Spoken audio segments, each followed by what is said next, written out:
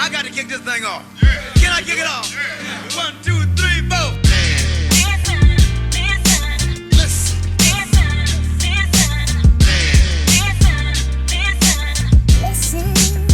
Ladies and gentlemen, listen.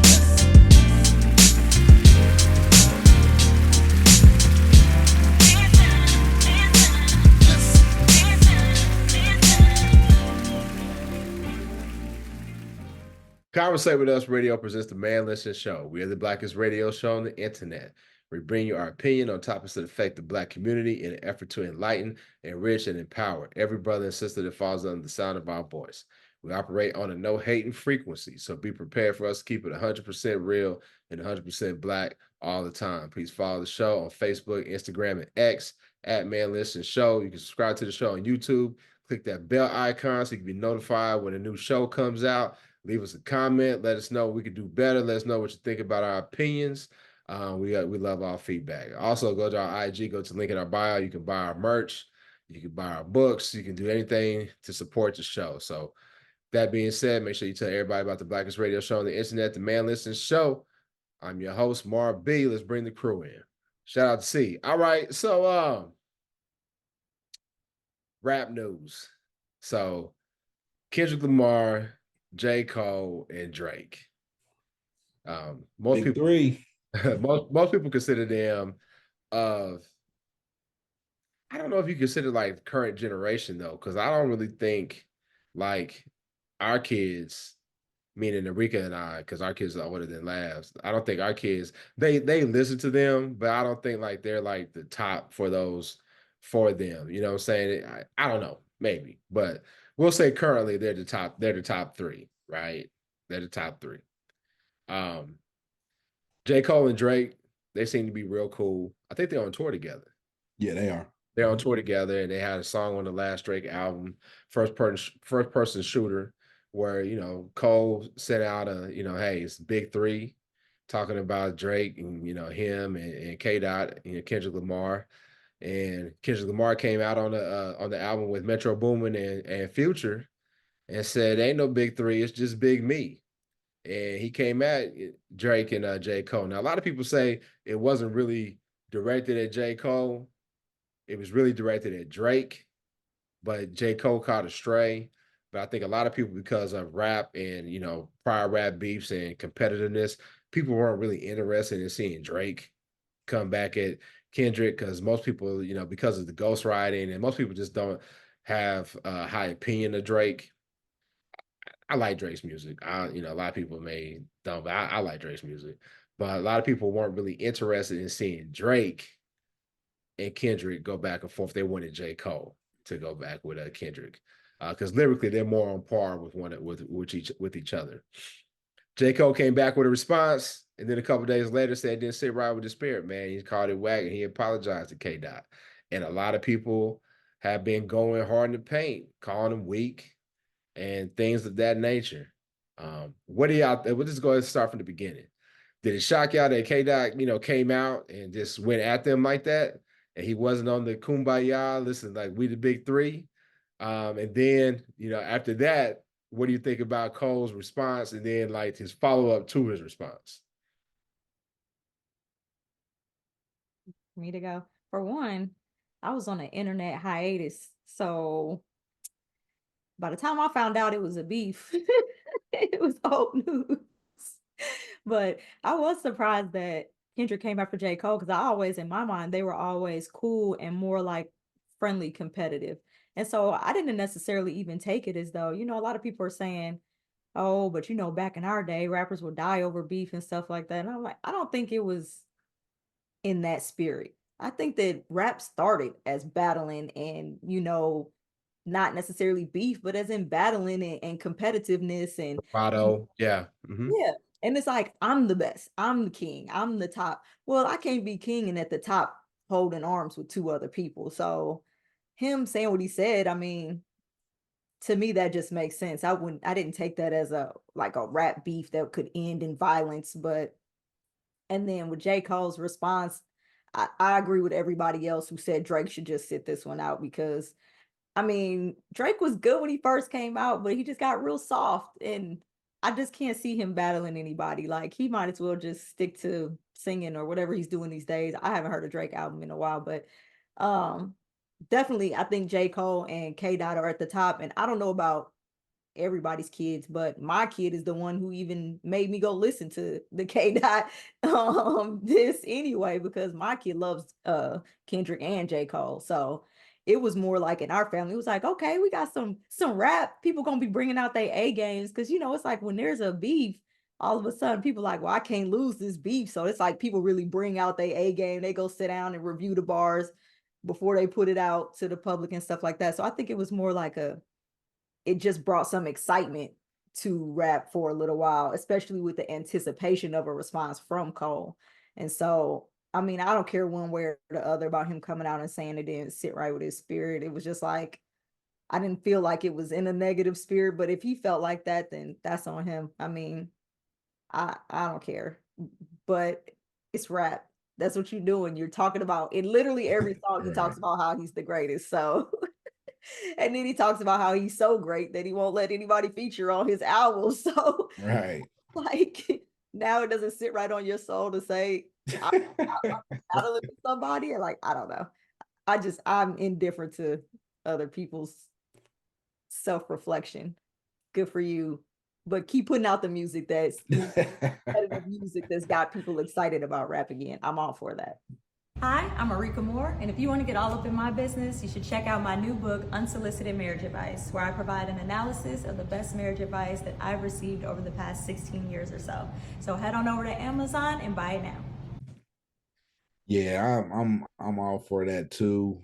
Kind of like you said, the origin of the hip hop we knew, we grew up on was, a lot of it did have to do with battling. And, there are some places now still to this day, like I know when I used to go to the barbershop, I miss those days, by the way, but used to be able to, like, they used to just have battle rap, like, I mean, just nonstop on the TV, and they're just hours and hours of battle rap is awful. I can't watch battle rap, dog. I mean, but that's awful to me.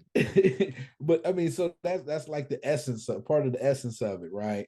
At least like it kind of reminds me of like a poetry slam. But just like a bunch of hard legs. At least at a poetry slam, I might find a chick with some hairy coochie I can go home with. You know what I'm saying? But, right.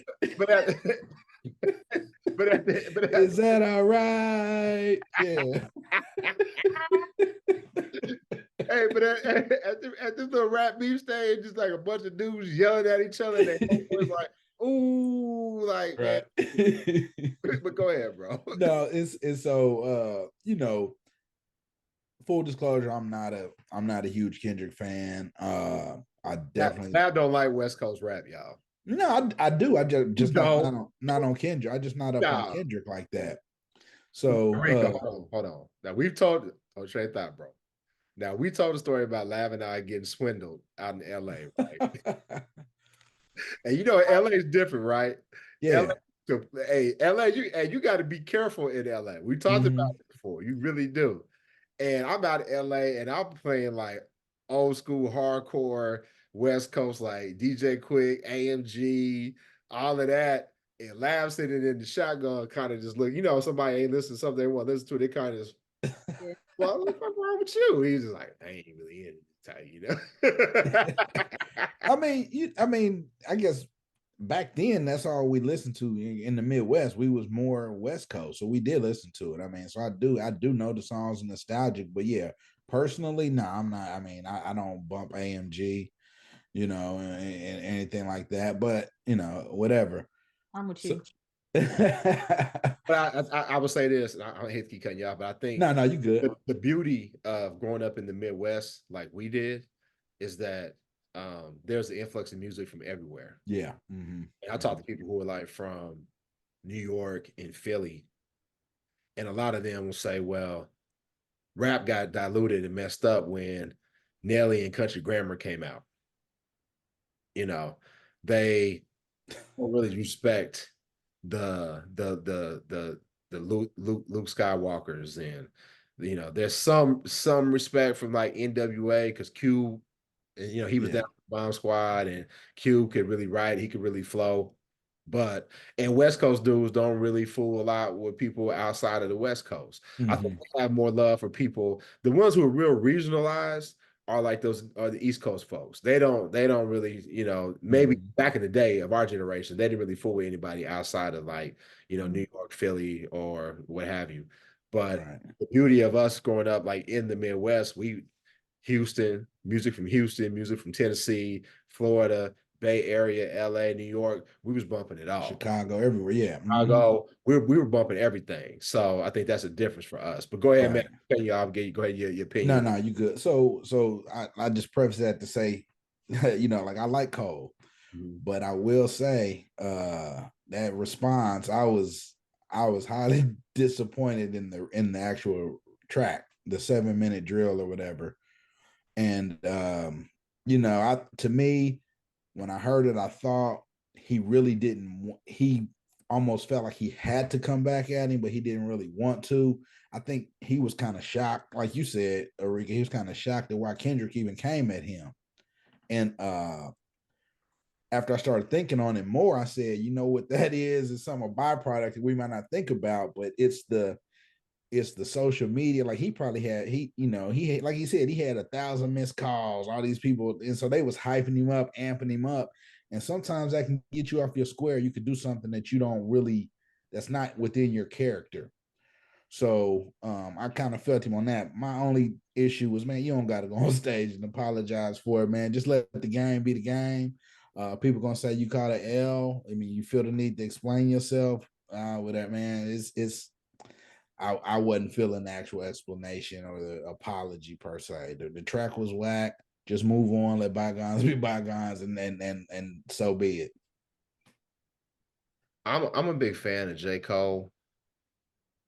I'm also, we've talked about on the show plenty of times. I'm also a fan of Nas. Mhm. And both of them have been criticized for their beat selection. And I think that comes from that comes with hubris, thinking like, well, okay, I'll get my own beats. Like Rika said, I don't need no features. I'll do my own thing. And I respect that being a loner and listen, I'm gonna go out and do my own thing and I'm gonna compete on my own. And for the most part, that's what Nas did for the majority of his career. He had a crew, but they weren't, they weren't no Beanie Siegels or anybody else. Who else is down with the rock? Can't say Memphis Bleak because he definitely was, but like, AZ, he's like the firm. but AZ with them, they was down, but like it, I it, mean, not Nas joined the firm early. I mean, yeah, after his but second album, so yeah, but in early that, in but his that, career. but you see, that didn't work because Right, right. he's more like a lone wolf type dude. Mhm. J. Cole is that way as well. And when we first talked about it, in a group chat, Lab and I got a chat with one of our homeboys, and I was like, man, that ain't even really J. Cole's flow. Like I've been to the Million March and see J. Cole there, so I could tell. And even though in his raps, although he may talk about, women like me, but he's still like me. And I see myself more in J. Cole. Like, okay, yeah, they say like the socially conscious dudes, like the militant dudes, be like the freakiest, nastiest dudes, like that. Okay, we'll leave it at that. But I don't really think it. I don't think he ever really wanted to. He probably really meant it when he was talking about we the big three, and No, then yeah. like no, we Mhm. not. And then Yep, and there was probably a lot of people hyping him up, for sure. like his homeboys, people from the Ville, and all that. And also, I've been in a position because, and I'm not trying to be braggadocious, but I mean, y'all call me out if y'all think I'm lying. Like, I'm kind of a popular guy. And the things that come with being popular is like some people feel like they're more familiar with you than they really are. Like they think they know you better than like y'all know me, but like some people Mhm. think like they can say stuff and they can, try to influence you in a way. It's like, you don't know me. You don't know how I feel. You don't know anything about that. And I empathize with J. Cole because like, yeah, he gave in because I've given in to doing shit. I was like, man, I Yep. don't feel like doing Mhm. it. All my boys is doing it, whatever. And even as strong as you can be as a person on your square, sometimes you be like, man, I don't want to let my people down. Yeah. I gotta Mhm. respond. And it didn't sit right. And I feel like there's strength and courage in what he did by getting on the stage and leading by example and saying, hey, that ain't really me. And if that brother felt that way, I'll apologize. I'll apologize to him, whether I get an apology back, whether y'all motherfuckers think I'm weak or not. This is what's right for me. And I respect that 100%. Because a lot of people talk about Kendrick and his this and all that stuff. That was a hard ass beat, but like, what did Kendrick really say? If you compare the lyrics, what did he really say that really made J. Cole's response that much more weaker or less than? The beats, definitely. You know what I'm saying? Because Metro Boomin sampled the hell out of that Rodney O. Joe Cooley cut. But like, they not really that. Well, And Kendrick's an artsy fartsy dude. yeah, but Kendrick actually used lyrics and broke and flipped lyrics like that. You know, He did a good job. Cole did take kind of like the J route, which, you know, was a guy that kind of mentored him early, where he basically was like just talking about your overall body of work, didn't really go in depth on a particular track or stuff like that. And so, you know, that's it. But yeah, I mean, the barbs at J. Cole wasn't as many as it was actually to Drake. And yeah, he might have been collateral damage, but he still felt like people felt like he had to respond. Yeah. And he probably would have been better just to say, like, hey man, you know, shout out to that brother, man. I'm beyond that. I wish he didn't want, you know, I think where a lot of people come down on it is they look at rap almost like we talk about battle, almost like a competitive sport. And then you say, man, well, the only way that if you say you the king, the only way you know you the king is if you test your skills. And battle rap is the truest form of that. You say two dope MCs, you spit, and we have a winner. Because other than that, you really can't judge. You know, because that, and so I think that's why a lot of people were disappointed, because they were expecting like, okay, here we go, we got two greats. They about to, you know, iron sharpens iron. They about to come out, you know, and boom, a dud. Yeah. I see. And then like how you were talking about earlier about how growing up in the Midwest, you get kind of like music from everywhere. See, when I fell in love with rap, I was living in Virginia. So the first CD I ever fell in love with was Snoop Dogg Doggy Style. So I've always leaned really more East Coast than anything else. And then I lived West down in Coast. Snoop's West Coast. That's what I meant. But still, but I was over there. But then I was like, Snoop was the first album I liked, but I was there and I was like, okay, that's when I first started listening to rap. But they don't play that much, you know, on the East Coast, they don't play that much stuff. That was the first album I listened to. So that was when I first started listening to rap. But and over there, I just let them know, like, you was like way you us, because like we listened to Rappers Delight and Curtis Blow. And this motherfucker said her first Snoop Dogg. I literally was in the middle of high school with Snoop. No, I was in high school. I know. Well, so you know, I lived a very sheltered life, so I wasn't able to listen to like rap and stuff like that until I got older. So I think I was like in the 7th grade or something. But either way, yeah, I had brothers. I got older brothers. Exactly, older brothers. So my older brothers, you know, I'm listening to music with them, so you know, I'm exposed to it. Yeah. My brother had moved out by then, so it was just me. I was at the top of the food chain, so okay.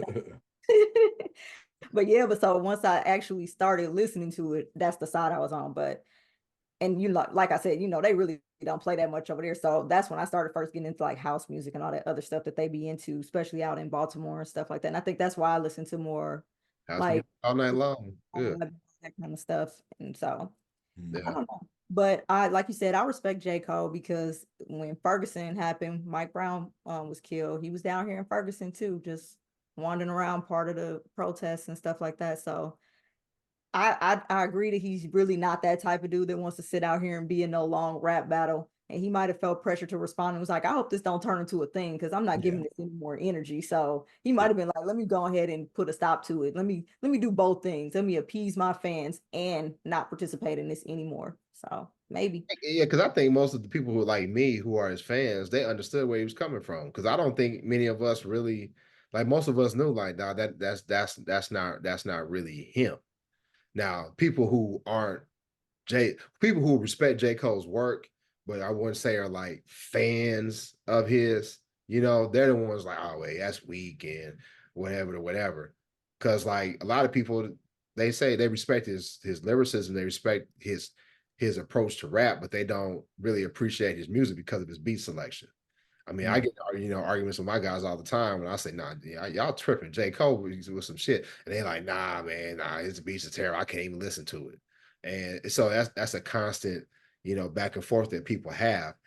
I think to Lab's point, when you talk about different metrics on how you judge, like who's the best, the one beef that I could, the most recent beef that I could go back to that I actually cared about, because Drake has had beef with like a bunch of people. We're gonna get on Drake because he had that beef with Meek Mill, and he was using all the memes from social media and all that stuff, and it stayed on wax and it was friendly. But the one where I felt like different fan bases were pitted against one another, and it still stayed on wax, was Nas versus Jay-Z. And when you determine, we've had debates, right, on like what in my opinion makes Nas the GOAT. A lot of people say Jay is the GOAT, right? A lot of people, what do they say when they determine the metrics? They say, okay, lyricism, that's a matter of opinion. Like, what do you like to hear better? Do you like Nas's flow better, or you like Jay's flow? They're both superb. But then what do people always say? Well, let's look at the record sales. The record sales. Can we go out to record sales? Or you could be like me, okay, well, how many classic albums do they have? So if you're doing classic albums, you're going, my opinion, you're going with Nas. So it goes back and forth. And I just don't think that there's a really apples to apples comparison when you talk about those three, K. Dot, J. Cole, and Drake. Because if you talk about just like album sales, Drake. It's Drake. It ain't close. Yeah, not even close. It's not even close. Right. You know what I'm saying? And then if you talk about like classic albums, it's Kendrick. Kendrick has put out some like classic tapes. If you're like a fan of his music, and most people are like, damn, he put out some classic music. J. Cole, the KOD album I feel was a classic. Some other people may, say one of his previous works. His album sales probably not on par with like Drake or K. Dot. So I have to look at the numbers. Talk about lyricism. Drake definitely ain't fooling with him, and Kendrick is his competitor. So like, how do you really determine like who's best at what? Right. I really can't, because it's really preference. All of it is preference. Because everything is preference. Yeah. They got a classic album because you like him. And you like the music that he's putting out. Exactly. I like KOD too, but most people that I know didn't. And so it's like most people wouldn't consider that a classic album. But if I listen to it and I can let it play all the way through, then to me, it's a classic. So, but then another thing that somebody did challenge me on that with is like, okay, you like the album, you can listen to it all the way through. When's the last time you played it? I don't know. That's like saying like, I ain't listened to Thriller in years. I was just about exactly what I was about to say. I don't know when the last time I listened to Thriller, Purple Rain, none of that, man. That don't mean nothing to me. Yeah. But as we're sitting here talking about it, Kendrick was cool with J. Cole. Maybe Cole was trying to play middleman. You know what I mean? And trying to squash, because he don't want the other two cats to beef. And he's like, we could do more together than we can by beefing with each other. I don't know. I just thought about that. I mean, yeah, it's possible. But I gotta ask this though. There's one common denominator in all of these situations. Right. And it's Drake. So Drake used to be down with Future, right? They had a joint album they put together. Future let Kendrick, on his album. Yeah. It's Drake. There used to be boys, but you got old boy in here coming at me. I got a rule. This is my rule for my crew. And my crew is we fight together. Whether we right or wrong, we'll argue on this show. But if somebody coming at me because of like something I said on this show or whatever, it's like I put an opinion out on this show, and people will like vehemently against it, diametrically opposed, and they coming at me hard to paint, and they leaving comments or whatever, and then one of you motherfuckers like somebody's comment coming at me. That's that social media stuff again we just talked about. Excuse me? Now, y'all might agree with them behind the scenes, but no, we don't do that. You know, we don't play those games. You know, not at all. So I got to think like, okay, Drake. So now you used to be down with Future and Metro Boomin, but that's done clearly because they let Kendrick come on and talk crazy about you. Right. Used to be putting out music with Rick Ross, and then all of a sudden Rick Ross is bumping Kendrick's diss, and he unfollowed Drake on social media. I'm like, man, y'all really like I like social media, but I'm not like, damn, how y'all know when people are like unfollowing each other and Man, there's people that's their job though. Is to look at stuff like that, man. that's crazy. Yeah. But and then so you got K Dot. He was beefing with Meek Mill back in the day. There's one common denominator, and it's Drake. Now, some people try to say like it's over a female, like him and Future beefing over a female. I don't know, but what do you think it is about Drake that a lot of people just don't like Drake? I think a lot of it because he light skinned. They don't like him because he acts light skinned. He does light skinned shit. Like put hearts in his fade. Like, get the fuck out of here. That's why they don't like him. Right. Yeah. Singing, like you said, singing the whole album. Right. Yeah. And But y'all was kicking it with him at one point. Right. Back is successful. Exactly. And that's the thing too, is it also reveals that a lot of these partnerships are basically just money-making partnerships. It's not really about the true friendship. They like, man, let's go on tour, let's make some money together, whatever. And that's how it is in real life too with a lot of people. A lot of people, it's right, it's business. But as far as Drake goes, him personally, you could say he act light skin, he do act a certain way, but another aspect of it is when cats keep coming at you, they keep coming at the guy at the top. They don't come at the guy that's mid-tier. So you can look at it that way either. So maybe they feel a certain way about him. Maybe they feel intimidated by his lyrics, even though he hasn't displayed them in the last 7 years. But you know what I mean? So, maybe they're mad that he's still selling more records and ain't produced any lyrics worth quoting in a long time. But why you playing? J. Cole rescinded it, but he kind of made a valid point because this last album that Kendrick put out, there's some cuts that I liked, but of all his cuts, speaking as a fan, it was more artsy fartsy, and it didn't really hit like the other work that he's put out. And so when you lose some momentum, like you said, maybe it's contrived to let me go ahead and go at this dude. Who better than to go at? Everybody pick on him anyway. He's somewhat bulletproof because like people are going, the chicks love his music. He's crossed over. He made a Ounce music album, and he did all of that, and he's still winning. He making money. Why not go after him? Because everybody want to see people go after Drake, right? And if I just kind of throw something in on there, then it's going to revitalize what I got going. Yeah. Or at least that's kind of weak. That's kind of weak. That's something that somebody who's not established does. That's like a 50 Ja Rule move, or better yet, because he admitted to it. That's like KRS-One and MC Shan. Because they put out the whole rap beef documentary where they was going through all the different hip-hop beefs throughout the years, and KRS-One said the best thing that MC Shan ever did was he responded to us. Yeah. And he not responded to us, we'd still be nobodies. He responded to us, and that's what got us to where we was on. Right. So sometimes I kind of look at this stuff like, are y'all really, because are y'all really beefing? Yeah, no, I mean you're right. This could be totally contrived behind the scene. We have no clue, man. Go ahead. I thought when you started talking about the most recent rap beef, but you did say that I cared about, but I thought you was gonna talk about Nicki Minaj on that weekend coke bender. She was all mad at Megan. Everybody. Oh, Drake went at Megan too, though.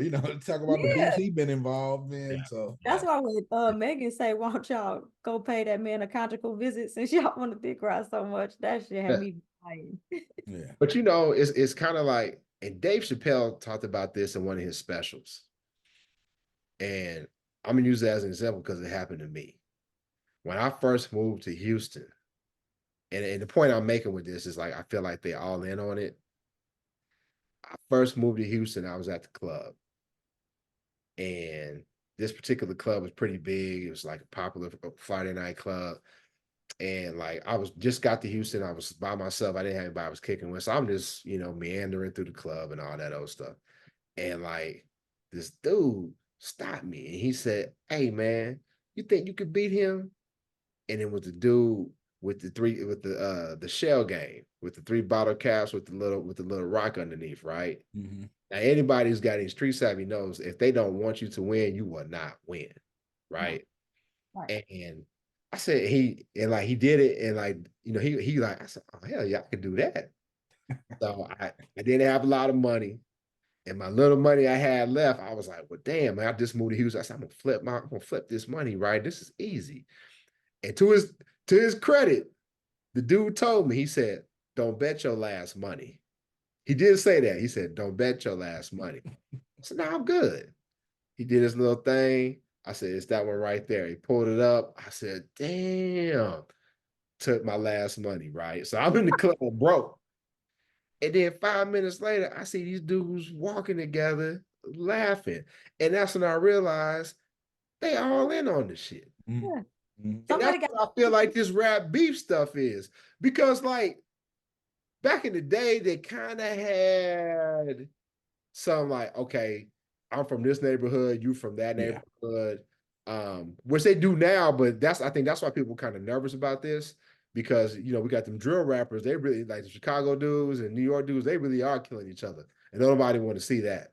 And then we still can't forget about Pac and Biggie and how that whole East Coast, West Coast, and how the media and the police, Puffy. Yeah. yeah, Puff. Hey, Puff, that was loud. Not don't blow up my car, man. right. go end up popping and be like, hey, tell some game bangers shot him. Puff is tough, man. Dude got shot in the bathroom. They said, take him outside and tell him some game bangers shot him. But anyway, nothing. You see, y'all threw me out. But like, I don't know. It just seems like sometimes it's just like they all in on the shit. Yeah, at the end of the day, it's a lot of it's entertainment, man. I remember the late great Big Pun, and one of his lines said, "I hate an actor that plays a rapper," and so a lot of these guys are literally they're acting. This isn't really them. And as a game that we thought originated on authenticity and stuff like that, it's hard to distinguish nowadays between what's real and what's not on some of these rappers, man. I thought that Drake Meek beef was fake. I was like, cause how you smashing Nicki and she's still cool with him, but y'all beefing and the beef was kind of weak and really over what? I was like, just say Meek's album sales ain't doing too great, and then what they do next, come out with an album. I was like, all of this was a plan from the beginning. She wanted her man to get some more numbers so that he could feel good about himself and stop spitting on her. And then But to your point, going back to the beginning, I do think that there's some competitiveness to it because a lot of times, when a beef like comes to a head and they're just like, all right, man, F you, and now we just gonna put it out there and make it plain.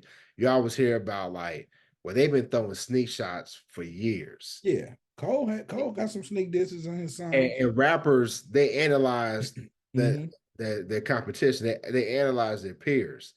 And because their mind thinks that way, like this is something that Jay-Z does that I've never really, at least I'm not smart enough to see Nas do, like where it'd be like those triple entendres, right? And they'll say that, like Kanye said it, right? With his crazy stuff. He said the thing with Drake won't do what you think he'll do. He'll do something like buy a house next to your girl. Right? he'll friend your girl's homegirl and be like, hey, yo, we're gonna be here tonight. That's how Drake gets the cats. And you can tell that type of psychological operations was killing Kanye. Because like Kanye already is extremely insecure. I think we can all agree to that, For right? sure. No doubt. So when you got like the dude who's like the biggest rapper, you the biggest producer who wants to be the biggest rapper, and he's like, coming at chicks you trying to smash, that's just eating Kanye alive. Yeah, for sure. For sure. Yeah. I don't know, Drake by now, they say Joe Budden said that Kendrick and Drake both got like some monsters they about to release. Well, that's good. I mean, and out it goes back to like Enrique was saying, maybe we're gonna get the best out of this, because I think you can acknowledge, even as a Nas fan, that when Jay came at it, it actually brought out another level or reinvigorated that old Nas. Absolutely. You know what I'm saying? Absolutely. And so maybe because that's when Jay went at him, he put out with Stillmatic and Godson. He put out two classics.